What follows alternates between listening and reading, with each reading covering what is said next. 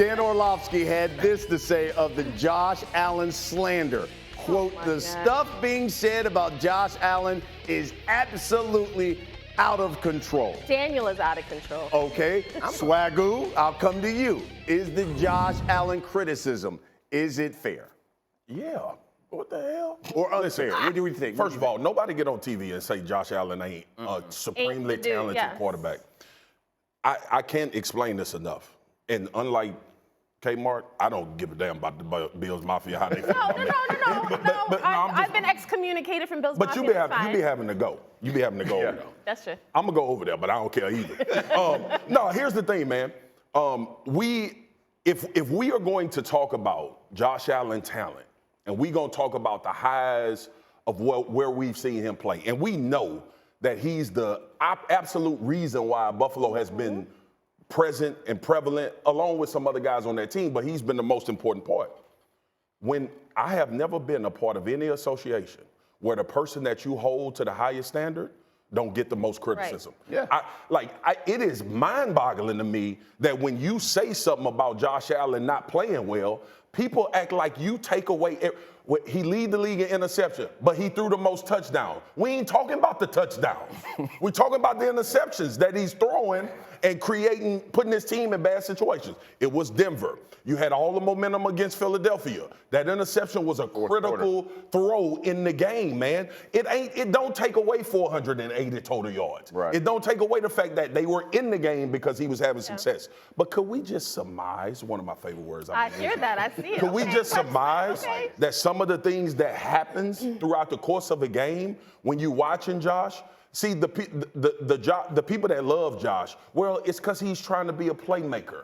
And he's out there trying, bro. This wasn't it. This right here. We in week 12. I get that miscommunication can happen. It can't happen when you 6-6 and trying to go to the playoffs. Right here, this is another one. This play to me in this game that people didn't talk about. These are the ones where you like Josh. Gabe Davis is over the top. There is nobody in the middle of the field. And then obviously the interception. Good quarterbacks throw interceptions. I got on Pat Mahomes when he played against the Jets, when he was flipping and played like he wasn't supposed to go out there and play well. Lord knows we talk about Dak. Yep. We talk every quarterback. Yeah. So it just Josh Allen is a lightning rod, man. He's become Dak. Josh Allen came into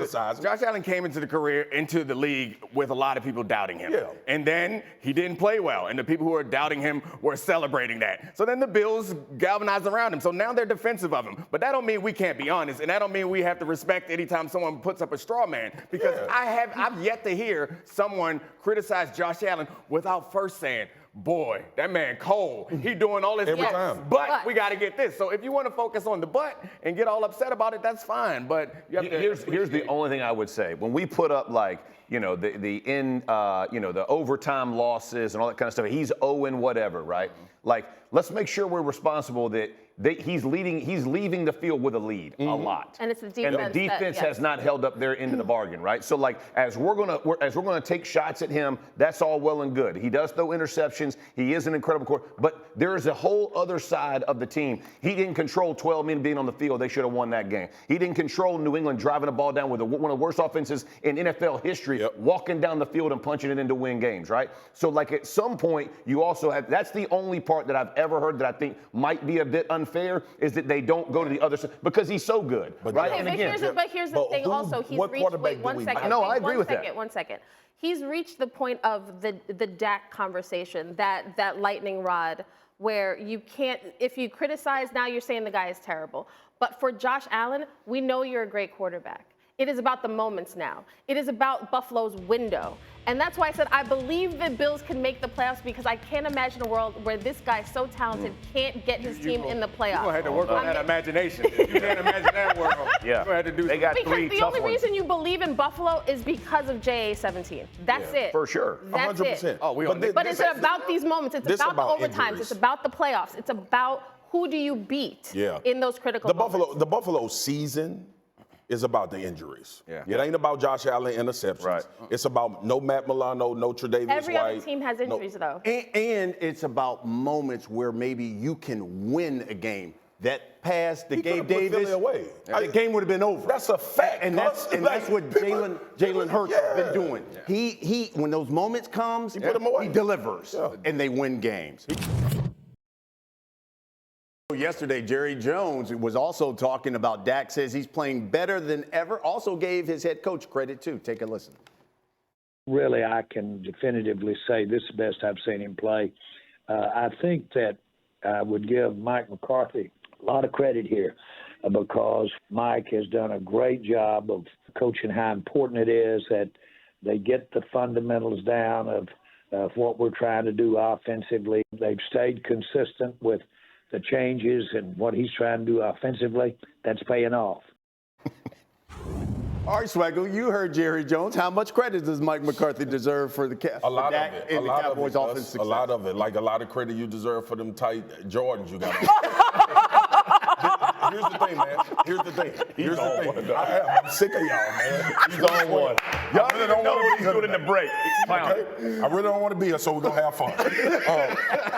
On the serious note, Mike McCarthy, we had this conversation 2 years ago or a year ago, and we was talking about a coach that had won 24 games being fired. Y'all remember them conversations about Mike McCarthy's job and is this the right guy?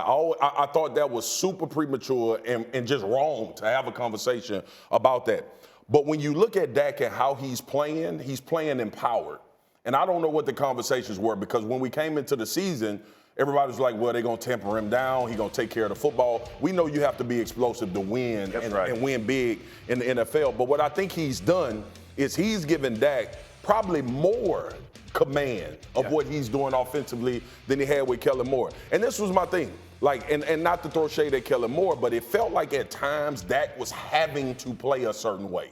Like, I've watched these last 5 weeks when he's been having success since the Philly game, and it seems like Dak is just playing free, understanding where everything is coming from, the pressures. He's well prepared, but more importantly, it doesn't look like he's trying to make plays. It's just organically happening.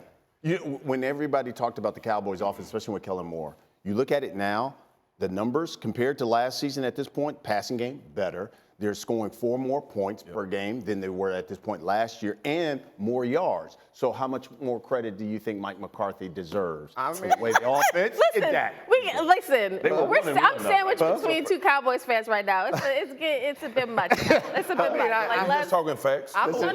I don't want to. Don't let facts get. Go ahead, Cameron. No, he deserves credit for being a good coach. That he's doing his job. He gets credit for doing his job. Your job. No. Hold on. He deserves credit.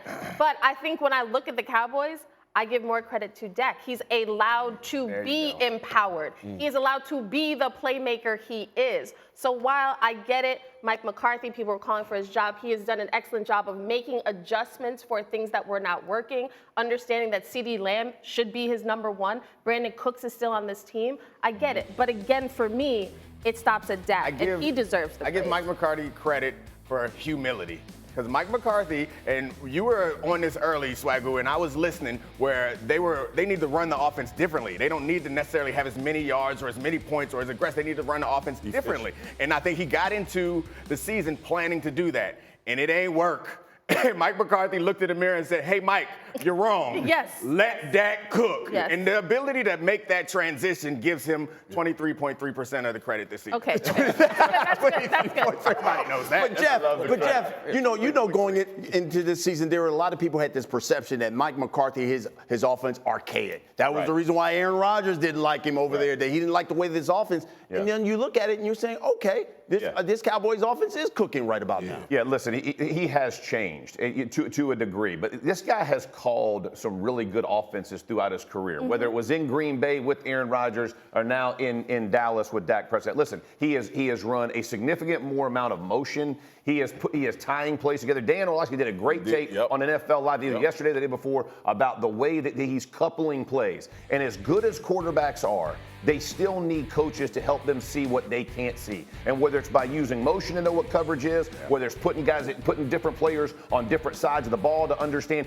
and whatever whatever the defense is giving him, he is giving him another play. He's giving Dak another play to be successful. That's important. So you have to give credit to both. Give credit to Mike McCarthy, man. He is doing a good job. And so is Dak Prescott. It doesn't have to be who deserves more, one or the other. Both are doing exceptionally well right now. And listen, in the right part of the season, because they're about to hit some tough defenses, they're going to have to show up. But both guys deserve a ton of credit. It's very similar, eerie similar to what's at stake for both of them. That's right. In these big games that's coming up. Exactly. Like, this is also a Mike McCarthy litmus test, as well as Dak Prescott. But I think you have to have, to your point, Jeff, you have to have a certain momentum going into these games. You have to have confidence about who you are going into these games, and they absolutely have that.